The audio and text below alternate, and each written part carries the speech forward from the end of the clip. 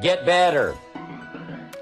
There isn't any of us that can't get better. So turn on this whole idea of personal development and personal growth. That was what my teacher shared with me to change my life. Starting a few steps from here at that convention.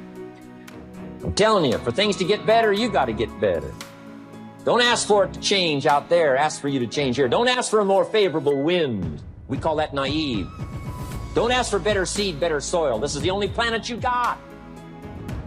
Just ask that you can get wiser and stronger and better and be able to take care of your own responsibilities.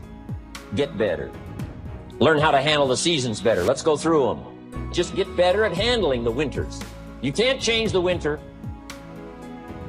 You can't change the seasons, but you can change yourself. You say, well, what can I do about the upcoming winters of my life? The challenges that I know I'm going to face. Here's what you can do. You can get wiser and stronger and better. Just make a list of that trio of words. Wiser, stronger, better. Go home smarter than you came. Go home with more ideas than you came with. Next, get stronger. You can develop the muscle. You can develop the courage muscle. You can develop the inspiration muscle. You can develop the dedication muscle. You can get stronger. There isn't anybody here that can't get stronger. Next time we see you, may not even recognize you. How strong you're going to be able to become in language, in style, in personality, the ability to cope, the ability to handle with anything that happens, no matter what happens. And the third one is get better. We can all get better. I've gotten better. First talk I gave, I stood up, my mind sat back down. But here's the secret to my success. I stood up and did it again. I stood up and I did it again. And I did it again, and I did it again all those many years ago. I did it when I was scared, and I did it when I didn't want to, and I did it when I was ill. And I did it when it didn't work well, and I did it when they didn't appreciate it, and I didn't a lot of times when I didn't know much what I was doing. I just did it anyway. And now all these years later, I'm asked to walk on this stage with the greatest introduction I've ever had, greatest response and welcome I've ever had, the greatest opportunity I've ever had to touch this many lives with a mixture of words and heart and soul. I got better. I got better day by day and week by week and month by month. And I'm asking you to do the same thing until you can develop a long arm and a long reach, until you can develop influence that won't quit. Touch people next year you couldn't touch this year. Touch people now you couldn't touch before. Conduct a meeting now you couldn't conduct before. Heart and soul now mixed in there that wasn't there, missing before. I'm asking all of you to get better in spite of the winters, in spite of the downturn, the money downturn, the social downturn, the personal downturn, whatever it is. Just get stronger. Get better. The key is not to wish for a better winter.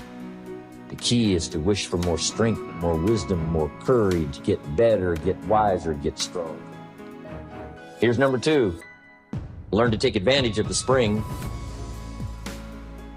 Spring means opportunity. And we've got a fresh spring going here. It's called a spring like no other. A spring, an opportunity like no other for you. But here's the clue. Spring is not a guarantee of a harvest in the fall and the autumn, harvest on. Here's what you must learn to do. Underline the 2 words if you're taking notes. Take advantage. Take advantage of the spring.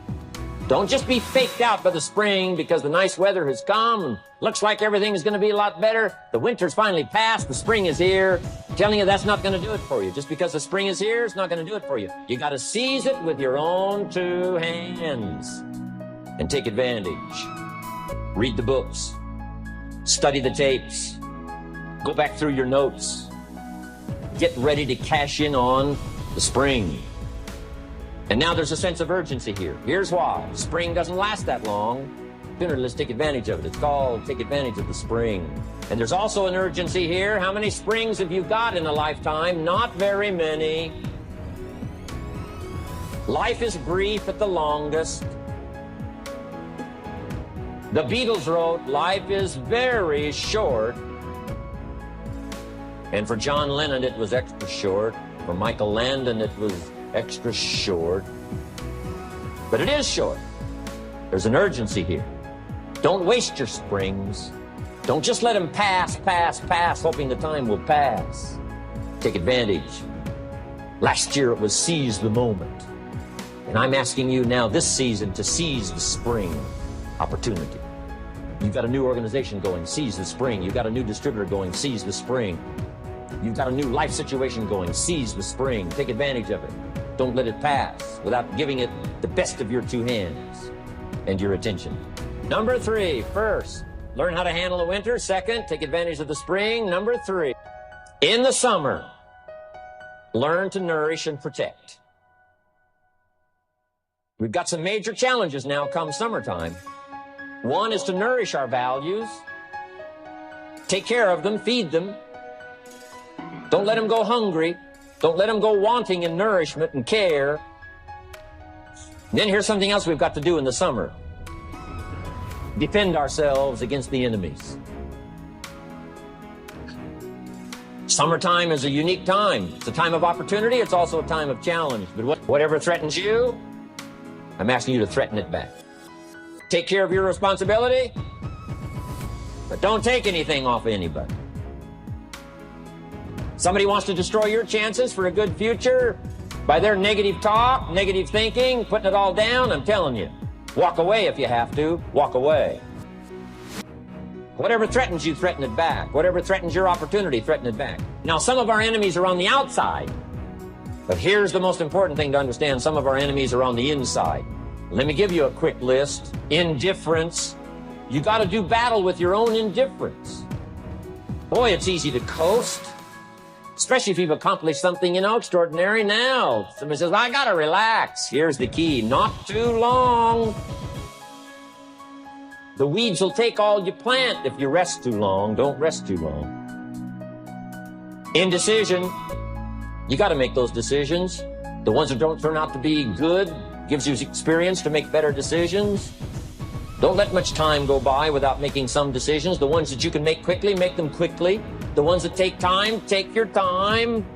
But get those decisions made. Don't let indecision be an enemy, rob you of the future, empty your bank account, leave you with zero in the purse. Don't let that happen. The next one is doubt. Sure, there's doubts on the outside. People doubt that America's going to make it. People doubt that Europe's going to make it. People doubt that Russia's going to make it, that Poland's going to make it, that Czechoslovakia's going to make it. They doubt the whole world is going to make it. But I'm asking you not to pick up all those doubts. I'm asking you to have some faith, have some courage, believe. Drive your doubts into a small corner. Don't let them loose like a mad dog, drive you into a small corner. Don't doubt the future. Don't doubt the possibilities. Don't doubt the extraordinary gifts that your distributors bring to your organization. Don't doubt that. And here's the most important one of all. Don't doubt yourself. If I've got miracle working power to change my life, so do you. If I've got the ability to change, so do you. If I've got the ability to read, so do you. If I can discover, so can you. If I can grow, you can grow. If I can develop, you can develop. If I can get an invitation like I got 6 years ago, help take something around the world, so can you. If I can stand on this platform, Idaho farm boy raised in obscurity, so can you. If the millionaire team can do it, the president's team can do it, walk off with the diamonds, the trophies, so can you. I'm asking you, don't sell yourself short. We haven't sold you short. That's why Mark, Larry, and Dr. Katzen and I have decided to invest a big share of our life these 4 days in being with all of you. If we didn't think you were worth it, we wouldn't have showed up. We don't need to conduct another meeting. We don't need to walk on another stage. We don't need to get up early like we get up. Don't need it. Except for the challenge and the opportunity to invest in this many people's lives who wouldn't get up early. To have a chance to work miracles and invest in this many people's lives and help turn the world upside down for better nutrition called Herbalife. To a lot of people, ambition is kind of a mystery. The dictionary says it's an eager desire for distinction, power, or fame. But what does that really mean? Well, let's start with the word eager. All by itself, eager is kind of exciting. Kids are eager for their birthday parties. They expect to be the center of attention, get lots of presents, eat too much. I guess grown-ups are eager for birthdays too. Unless, of course, they're embarrassed that the number of candles on the cake outnumber their achievements. But we can be eager to see a ball game, eager to see our kids in a dance recital, eager to see an old friend, eager to shop for a new car. Eager sounds like a lot of fun. But do you ever hear people say they are eager to live a better life? Eager to have a better family? Eager to make a lot of money? Probably not. And that's a problem.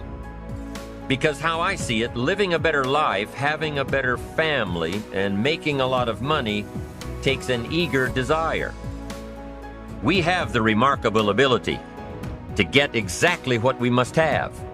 But there is a difference between wishes and desires. We've all heard people say, "Oh, I wish I could just drop 5 pounds. I want to be a little lighter." And we've probably said it ourselves, especially after a big holiday dinner of turkey and homemade pie and every other thing we can possibly stuff ourselves with in one 8-hour period of time. And even though we may wish we could breathe a little easier in our clothing, we have to have the desire to exercise a little more and eat a little less. The "I wish I could lose weight" has to become, "I have the eager desire to lose weight." I'm also sure you've heard people talk about wishing they had more money to pay the bills, or take a vacation, or just to take a little pressure off of life. But before their lifestyle can change, their wish needs to become a desire. If they really desired change, they wouldn't spend their evenings just watching TV and wishing they were doing something more. The backbone of an eager desire to change is discipline. True ambition is disciplined, eager desire. It's that little part within us that says, if I want to be ready for that meeting tomorrow, I need to finish preparing for it today. If I want to make sure I can pay for my kids' college education, I need to start saving today. If I want a better life tomorrow, I need to start working on it today. Ambition is a minute-by-minute, day-by-day mentality. To have the ambition to work towards a better family life, a newer car, a bigger house, a financially secure future, you have to live it every moment. If living a successful life was easy, I'm sure more people would be successful. If just being ambitious was enough, I'm sure all of the broke and perplexed people in the world wouldn't be broke and perplexed. While most people spend most of their lives struggling to earn a living, a much smaller number seem to have everything going their way. Instead of just earning a living, the smaller group is busily working at building and enjoying a fortune. Everything just seems to work out for them. And here sits the much larger group, wondering in awe on how life can be so unfair, complicated, and unjust. So what's the major difference between the little group with so much and the larger group with so little? Despite all the factors that affect our lives, like the kind of parents we have, the schools we attended, the part of the country we grew up in, none has as much potential power for doing good as the ability to dream. Dreams are a projection of the kind of life we want to lead. Dreams can drive you. Dreams can make you skip over obstacles. When we allow our dreams to pull us, they unleash a creative force that can overpower everything in our way. To unleash this power, though, your dreams must be well defined. A fuzzy future has little pull power. Well-defined dreams are not fuzzy. Wishes are fuzzy. To really achieve your dreams, to really have your future plans pull you, your dreams must be vivid. One of the issues Mr. James dealt with in his lifetime was, what does it mean to be a success, a significant person? After years of pondering this question, William James described success as a combination of two things. Number one, an inner ideal which is followed persistently with courage. And number two, outer achievement related to that ideal.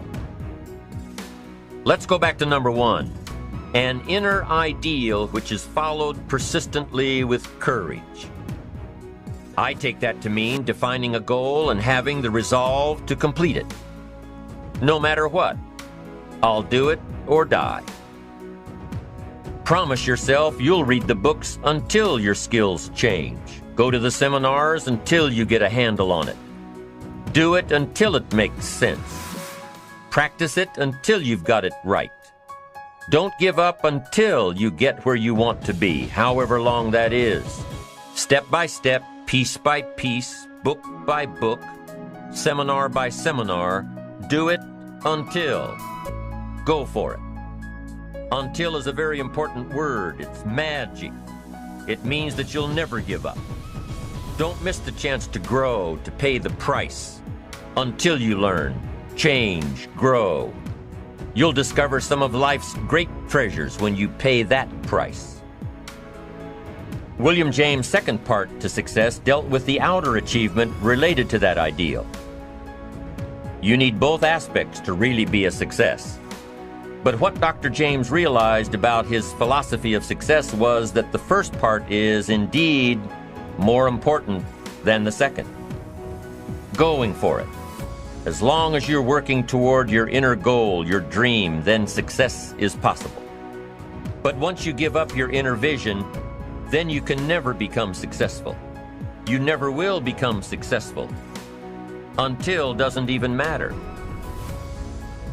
Now, maybe the person who's been working on a project for 10 years can be successful in his own right, if he's honestly working toward it, doing everything to make himself worthy of reaching the dream, really happy with where he is, doing it until.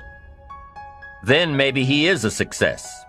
It's a personal thing, going for it one step at a time. Going for small accomplishments along the way for however long it takes. So let's think about this for a moment. What outside evidence or results or proof can be seen when you accomplish your goals one step at a time? You'll start to see things change around you, little things, not major things, but little everyday things, things you may not even notice unless you are paying attention. If you're one of those who'd rather stay up late and get up late, only to discover that your workplace doesn't fit your schedule, and you roll out of bed cursing the alarm clock every morning, maybe you could start with the little change of going to bed half an hour earlier than normal. And maybe you'll see, in time of course, you can't train your body overnight, maybe you'll find out that you jump out of bed in a better mood, and that your day will start better, and that you'll get more done, and that the people around you that caused you problems aren't so hard to work with after all. It all starts by making one little change and adding to it every day. You see, you can't change what's going on around you without first changing what's going on within you.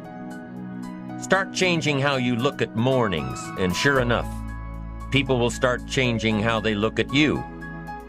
When you start changing how you think, how you act, how you treat others, how you treat yourself, when you start responding instead of reacting to life, life will start responding to you. I'm telling you that you can do it with your lifestyle. You can do it with your sales career. You can do it with your management career. You can do it with any part of your life. You cannot believe what can happen in such a short period of time.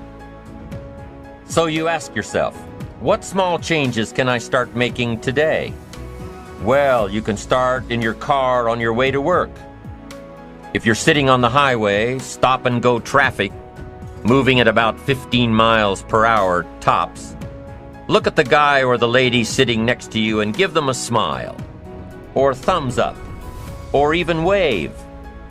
Now, some people might think you're a little strange, but hey, you'll feel better. And tomorrow, when you get into the office, how about a big cheery hello to the people at the front desk, and everyone you see on the way to your office?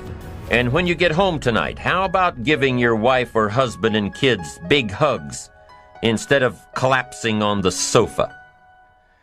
When you start with the little things that make others happy, improve their day, you'll find that these little things add up to big ones. So what happens when you start taking charge of your own personal happiness, your own life? Do you think that these little things will somehow make a difference in meeting your goals? You bet they will. You can't do it alone. You can't be successful by yourself. It's hard to find a rich hermit, you know. The ambitious person realizes that each of us needs all of us. You all by yourself may have finalized the company's marketing plan, or finished up the sales projections, or even wrote the mission statement for the year to come. Even if you did this all by yourself, you really had the help of all of those around you who tolerated and supported your need to be undisturbed, or provided service to you during the project. Maybe you should thank those people every once in a while with a dinner certificate or a bouquet of flowers. After all, without your support team, you probably wouldn't be where you are today. You can't be successful by yourself, so thank them. Thank those around you, and let them know just how important they are to you. Be it your office personnel or your family or your friends, a thank you sure goes a long way. You don't have to worry about the winds that will most certainly blow around you, the obstacles, the negativity that will stand in your way. You don't have to worry about what other people will say. You just have to keep your mind on your course. Those winds may blow fast and furious, but if you know your path, if you know where you are going, they will help push you toward the dreams and goals and treasures that you have already decided you're going after. Your goals will push you forward, ahead of the stormy weather. There are some amazing people around that we can learn from today. People who have already braved the storms and come out on top. People who are still alive today. People who started with nothing and ended up with something great. Famous people, not so famous people. Maybe even people you know, but don't know their stories. People who had an early vision and ambition. People who turned their focused dreams into the reality of success. One of my friends tells this story about her dad. She thinks he's cheap. She gives him a hard time every time they go to one of those all-you-can-eat places, because he eats all he can eat, until he can't move, until he needs to take something for indigestion. But she knows where he came from, his history, and understands just why he is the way he is. He eats all he can eat because he was raised in an orphanage, a place where you had to grab all you could or you'd be hungry. But the real story behind her father is that he made himself a millionaire with nothing more than a dream. He watched his own father drown when he was 4, was taken away from his mother a few years later and put into an orphanage because he was so bad. Raised by other people, strangers. After growing up in foster homes, he decided to go out on his own. He barely finished high school, but he found a job as a vacuum cleaner salesman. He did well, really well. But the woman he loved didn't want to marry a vacuum cleaner salesman, and he really didn't want to be one. So he went to college, went on to medical school, prospered, really prospered, led a tremendously successful life as a radiologist, and is now retired, goes fishing, rides his Harley. Stories of success are all around us, everywhere. Take the time to talk to these people or read their stories. You might learn something. You might find out that they have already traveled the path you are now on. Many of these people have written books on their journeys. These books tell the stories and give the secrets that we can all learn from. Let's say you decided to take a trip, just a short one, maybe for a weekend. Let's say you want to go away to a place you've never been before. Wouldn't you want to find someone who had been there? Ask them a few questions? What's the best way to get there? The safest route? The quickest route? What do I need to bring to be totally prepared? What fun things should I look for on the way? What dangers do I need to avoid? By talking with someone who has already been there, it'll make your trip that much more enjoyable. It's the same thing with life. By listening to those who are farther along in the journey you are interested in taking, and learning from their successes and failures, you just might pick up something that will make your journey that much better. Listening to the stories of others can be motivating, captivating. They can provide that extra push you've been looking for. They can demonstrate what the power of ambition is truly all about. They've been there. Their knowledge is valuable. And when you use that knowledge and motivation to take action, you'll gain momentum. Eventually, you will find that the key to motivation, true motivation, is right there inside you. You won't have to look elsewhere to get pumped up, turned on, charged up. With the right knowledge behind you, you will learn how to motivate yourself. With the right knowledge, you will find yourself becoming inspired on your own. And in order to move forward, you must be motivated, inspired, ambitious. You must have dreams and goals that create ambition. Good ambition, positive ambition. Now, ambition does not mean being greedy. It does not mean being selfish. It does not mean getting ahead at the expense of others. Ambition is not greed. Ambition is not avarice, an all-consuming desire for wealth. Ambition is not hoping you can win at the expense of others. Do you suppose Judas was ambitious? He ended up with 30 pieces of silver, a fortune in those days. Was Judas successful because he had all that money? No, Judas sold out. Was Judas happy when it was all over with? No. The money didn't make him happy. What he did to get the money certainly didn't make him happy. What Judas became in the pursuit of his fortune caused him to end his own life. What drove him was not ambition. Ambition is not greed. Ambition is an eager desire to achieve, an eager desire to get ahead in life, to do more for your family, to prosper in health, wealth, and relationships. Now, desire does not always translate into ambition. Desire is what you want for yourself. A bigger house, a better car, a fatter bank account, a better life. I desire to have these things. Ambition is how you get there. Desire is sometimes healthy. Desire is sometimes unhealthy. Desire might say, I want the tallest building in town. The destructive side of desire might urge you to tear all of the other buildings down. I guess that's one way to do it. You might get away with tearing down the first one and maybe the second one. But in your desire to tear them all down, sooner or later, some guy is going to be standing out in front of his building saying, I'm on to you. Get out of here. And pretty soon you're no longer known as a builder. You're known as a destroyer. Now, the second way to have the tallest building in town is to see it, dream it, and plan it, and put your team on it, work on it.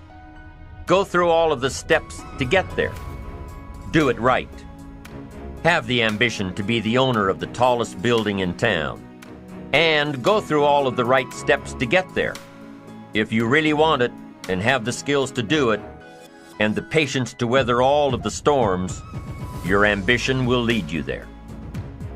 We get paid for bringing value to the marketplace. Now, it takes time to bring value to the marketplace. However, we do not get paid for time, so we cross that out. Mistakenly, the man says, I'm making about $20 for an hour. Not true. If that was true, you could just stay home, right? Have them send your money. So that's not true. We don't get paid for time, we get paid for value brought to the marketplace. Now, since that's true, here's one of the key questions of my talk to you today. Is it possible to become twice as valuable to the marketplace and make twice as much money in the same time? Is that possible? The answer is yes. Could you become 3 times as valuable as you might be right now to the marketplace and make 3 times as much money in the same time? And the answer is yes. 5 times, 10 times? Of course. America is unique. It's a ladder to climb. It starts down here, let's say, at $5 an hour, and it keeps going up. Top income last year, $80 million. The guy who runs Coca-Cola. Now, that's a heck of a ladder. That's why everybody wants to come here, right? The boat people are not headed for Vietnam. People haven't plotted and schemed for 50 years saying if I could just get to Poland, everything would be okay. Not true. Everybody wants to come to America. And the reason is because we've got the best wind ever blowing in our favor. We've got the best economic opportunity anybody's had in 6,500 years. And all you have to do is understand it and take advantage of it. Now, there's some key questions to ask here. Why would the marketplace pay someone only $5 an hour? Very simple answer. They're not very valuable to the marketplace. Now, we must underline to the marketplace. This person might be a very valuable brother, yes. Member of the family, valuable, yes. Valuable member of the church, of course. Valuable citizen of the country, yes. Valuable in the sight of God, no doubt. We're all of equal value in the sight of God. But if you're not very valuable to the marketplace, you don't get much money. You say, well, it shouldn't be that way. Well, then you got to start your own country. You know, this one's been in process for 200 years, and this is the best we've been able to come up with so far. But here's the key. You don't have to stay here.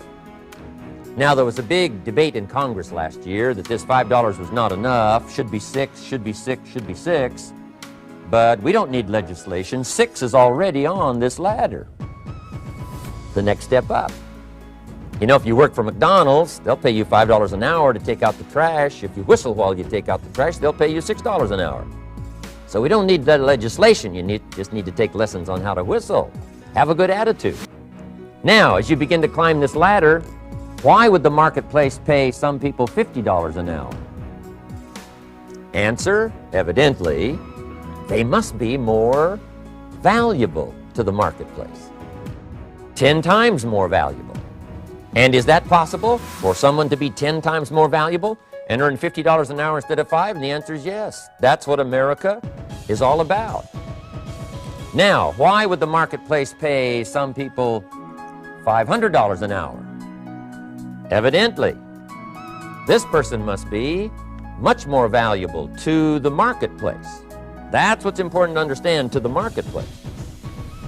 And would the marketplace pay one person $80 million for 1 year's work? And the answer is, of course. If you helped a company make $1 billion, would they pay you $80 million? I'm telling you, it is possible. And that's why America is so exciting. That's why this financial ladder is so exciting. It's possible for all of this to come true for all of you, no matter where you start. As a student in school, just getting started out there in the workplace, this is all possible for you. Now, Mr. Schoaf gave me the clue on how to climb this ladder as high as I wanted to climb. Now, we're talking primarily economics here. There's a lot of other ways to become valuable to your family, valuable to your friends, valuable to the community, valuable to the team, right? Valuable to the team effort, valuable to the concert. But here's what he said to me. In climbing this ladder economically, all you have to do is work harder on yourself than you do on your job. Once I heard that, it made sense to me.